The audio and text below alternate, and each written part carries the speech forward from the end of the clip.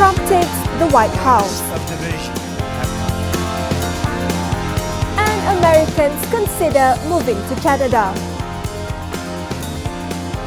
Hi, I'm Suhaila Saifuddin and this is our US presidential election special.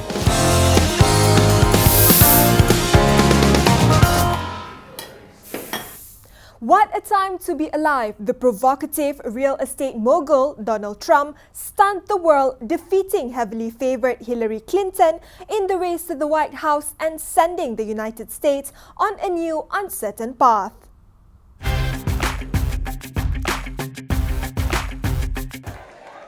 I've just received a call from Secretary Clinton.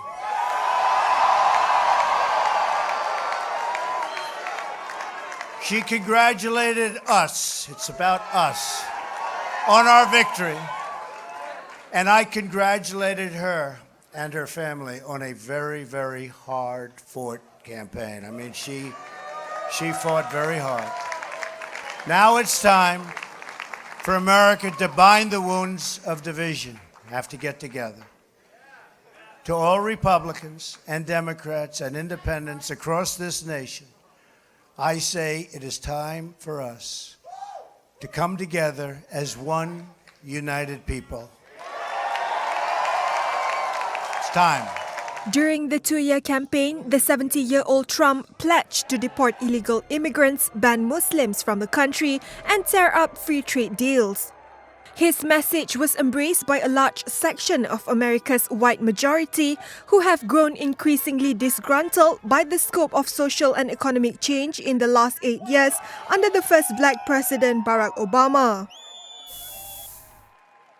Before Clinton actually declared defeat to Trump, her campaign manager John Podesta announced that the Democratic presidential candidate would not be speaking to her supporters at the Jacob Javits Convention Center in New York and told them to go home.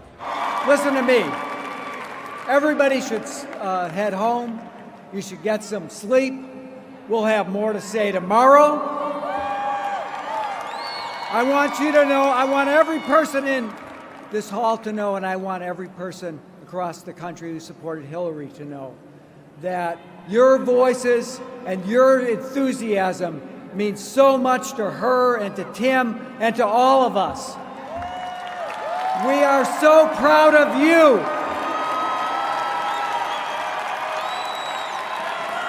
And we are so proud of her.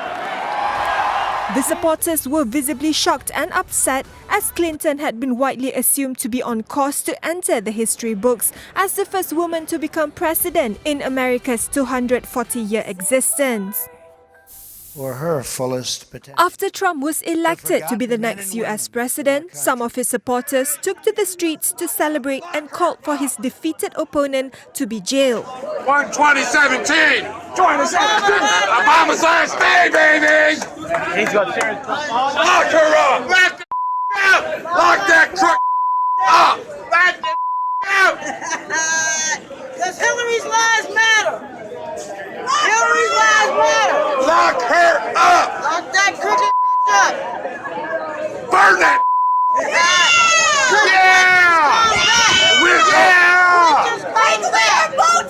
Those witches come back if you don't burn them. Many celebrities who mainly spoke out in favor of Clinton during the 2016 campaign took to social media to share their views on the results.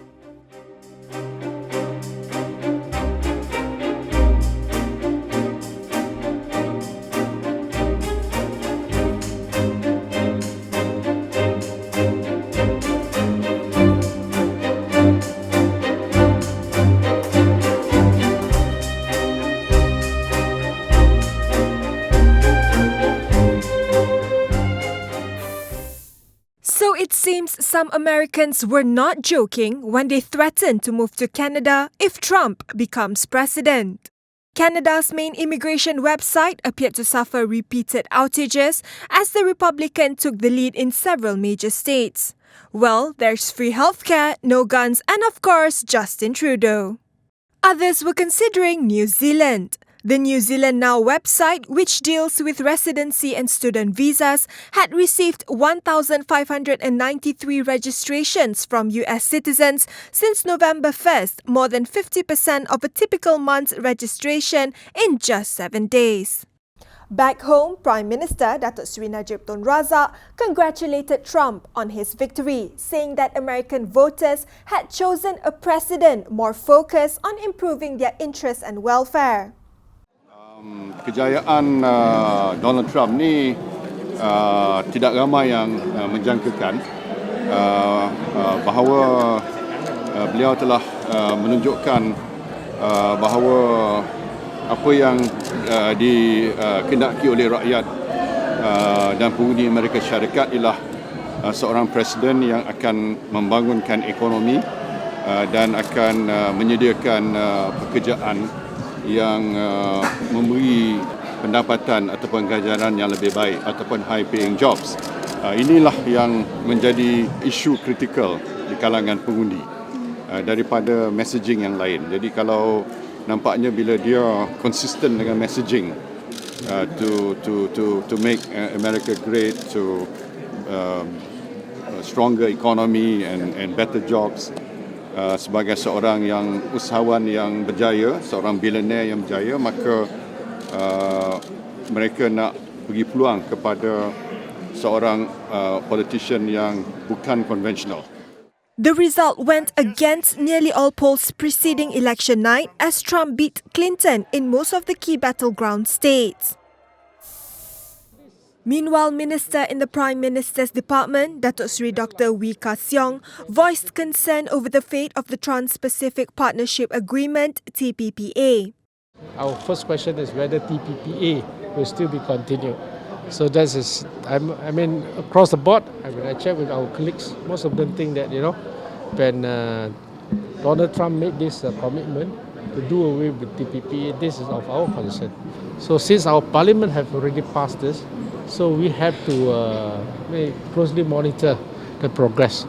So if not, then whatever efforts that we have spent for the past few years, and just wasted lah. According to US fact-checker PolyFact, Trump has opposed the free trade agreement as early as April 2015, claiming it would hurt US businesses and jobs. And all other nations. In the meantime, veteran politician Tan Sri Shahrir Samad believes Trump's victory will not affect US-Malaysia ties. I don't think so. I think it is purely an American internal issue about who and what they feel. And that's why in trying times, challenging times, the conservative feeling of the people is far more stronger. That's why you see that it is indeed a challenging time for the world, and conservatism will be quite strong. Tan Sri, what about his views? He's been very vocally anti-Islamic and whatnot. Well, I think you have to be able to separate what the media makes out of him, and what he really believes in. And I don't think any one man could actually influence a government as complicated or a country as diverse as America. He also foresees no effect on the investment and trade industry as both countries have been working together for a long time. Earlier today, the US Embassy hosted a live election watch party at the JW Marriott Hotel in KL. Joshua Lim reports. Americans aren't the only ones who are tuning in to see the election results. I'm here at the JW Marriott Ballroom where an election watch party is being held. Here, expats and Malaysians are eagerly waiting to see who will be the next president of the United States.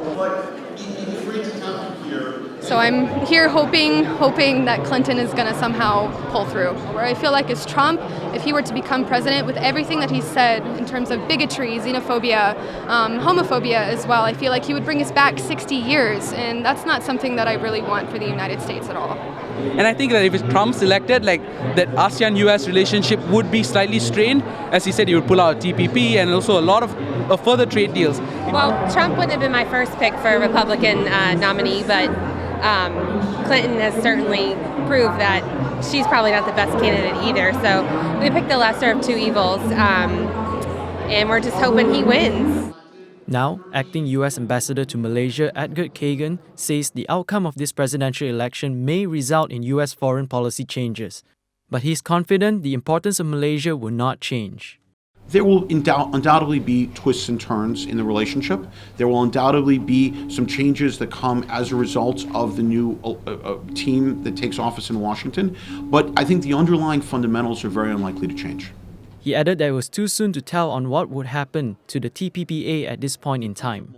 This is Joshua Lim reporting for The Star TV. Wrapping up tonight's election report are these memes which have been making rounds on the internet. Good night.